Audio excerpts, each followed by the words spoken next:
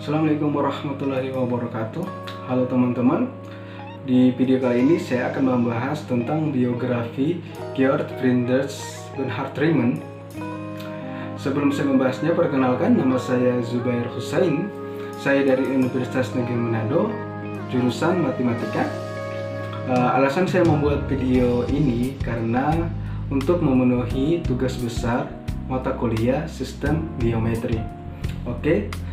Langsung saja kita menuju pembahasannya. Ini adalah biografi Georg Friedrich Bernhard Riemann.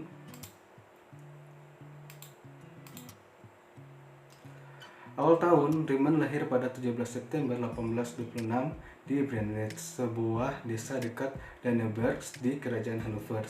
Ayahnya, Friedrich Bernhard Riemann, adalah seorang pendeta Lutheran yang miskin di Brennwitz yang bertempur dalam Perang Napoleon. Ibunya adalah Charlotte Abel, meninggal sebelum anak-anaknya mencapai usia dewasa. Riemann adalah anak kedua dari 6 bersaudara. Ia adalah orang yang pemalu dan menderita banyak gangguan saraf. Riemann menunjukkan keterampilan matematika yang luar biasa, seperti kemampuan berhitung sejak usia dini, tetapi menderita ketakutan dan takut berbicara di depan umum. Pendidikan. Selama 1840, Riemann pergi ke Hannover untuk tinggal bersama neneknya dan menghadiri Lyon tahun sekolah menengah. Setelah kematian neneknya pada tahun 1842, ia bersekolah menengah di Johanneum Lundberg. Di sekolah menengah, Riemann belajar Alkitab secara intensif, tetapi ia sering terganggu oleh matematika. Guru-guru kagum dengan kemampuannya yang mahir untuk melakukan operasi matematika yang rumit, di mana ia sering melampaui pengetahuan instrukturnya. Pada tahun 1846, pada usia 19, ia mulai belajar fisiologi dan teologi Kristen untuk menjadi pendeta dan untuk membantu keuangan keluarganya. Selama musim semi 1846, ayahnya setelah mengumpulkan uang yang cukup, mengirimkan Riemann ke Universitas Göttingen, di mana ia berencana untuk belajar untuk meraih gelar di bidang teologi. Namun, begitu di sana ia mulai belajar matematika di bawah Carl Friedrich Gauss, khususnya kuliah tentang metode kuadratur kecil. Gauss merekomendasikan Riemann untuk menyerahkan karya teologinya dan memasuki bidang matematika setelah mendapatkan persetujuan ayahnya. Riemann dipindahkan ke Universitas Berlin pada tahun 1847. Selama masa studinya, Carl Gustavo Jacobi, Victor Gustavo Lejeune, Dirichlet, Jakob Steiner, dan Gotthold Einstein mengajar. Dia tinggal di Berlin selama 2 tahun dan kembali ke Göttingen pada tahun 1849. Akademis. Riemann memulai kuliah pertamanya pada 1854 yang mendirikan bidang geometri Riemann, dan dengan demikian mengatur panggung untuk Albert Einstein teori relativitas umum. Pada 1857 ada upaya untuk mempromosikan Riemann ke status profesor luar biasa di Universitas Göttingen. Meskipun upaya ini gagal, itu membuat Riemann akhirnya mendapatkan gaji tetap. Pada 1859, setelah kematian Dirichlet yang memegang kursi Gauss di Universitas Göttingen, ia dipromosikan menjadi kepala departemen matematika di Universitas Göttingen.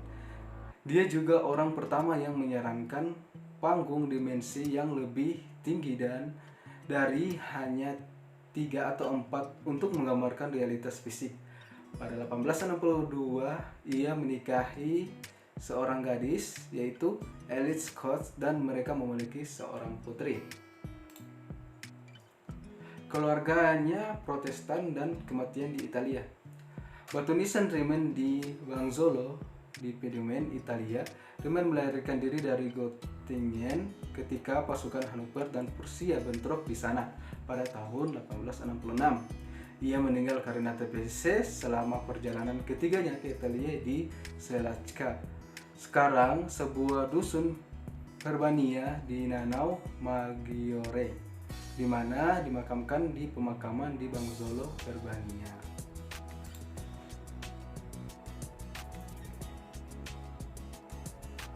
Penemuan Riemann yaitu adalah geometri Riemannian, adalah cabang geometri diferensial yang mempelajari manifold Riemannian, manifold halus dengan metrik Riemannian, yaitu dengan produk dalam pada ruang singgung pada setiap titik yang bervariasi dengan halus dari titik ke titik. Ini memberikan khususnya pengertian lokal tentang sudut, panjang kurva, luar permukaan, dan volume. Dari jumlah tersebut, beberapa jumlah global lainnya dapat diturunkan dengan mengintegrasikan kontribusi lokal. Oke, geometri Riemann. Teori Riemann kontradiksi dengan postulat sejajar Euclid dengan mengasumsikan prinsip berikut ini, yaitu postulat sejajar Riemann tidak ada garis yang sejajar. Krusial properties dari teorema 2 Polari 3 postulat kesejajaran Euclid, yaitu dua garis yang tegak lurus dengan garis yang sama akan sejajar. Diketahui dua garis yang berbeda L, M yang tegak lurus dengan garis N. Untuk membuktikan L sejajar dengan M, bukti anggaplah L sejajar dengan M adalah pernyataan yang salah, maka L dan M akan bertemu di titik C. Misalkan L, M bertemu dengan N di A, B. Langkah. Di sini ada langkah dan alasannya. Yang pertama adalah perluas CA melalui panjangnya sendiri melalui A ke C komplement. Alasannya adalah segmen dapat digandakan. Langkah kedua adalah gambar C komplement B. Alasan dua titik menentukan suatu garis.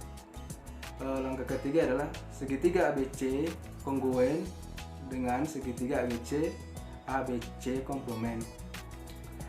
Alasannya adalah SAS, yaitu struktur analitik sintetik. Yang keempat adalah sudut ABC sama dengan sudut ABC komplement. Jadi segitiga sudut ABC komplement merupakan sudut siku-siku karena sudut ABC merupakan sudut siku-siku BC dan BC komplement tegak lurus dengan AB. Alasannya adalah bagian yang sehadap. Langkah kelima adalah BC dan BC komplement serupa. Alasan hanya ada satu garis yang tegak lurus dengan garis yang diketahui pada garis yang diketahui pula, jadi AC dan BC atau L dan M memiliki titik C dan C komplement secara bersama-sama. 6. Jadi L dan M serupa. Hal ini kontradiksi dengan hipotesis kita bahwa L dan M adalah garis yang berbeda. Jadi pengandaian kita salah dan teoremnya berlaku benar. Alasan di sini dua titik menentukan garis.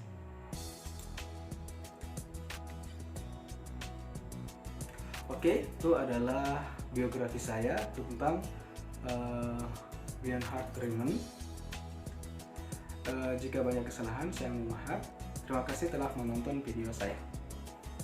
Bye bye.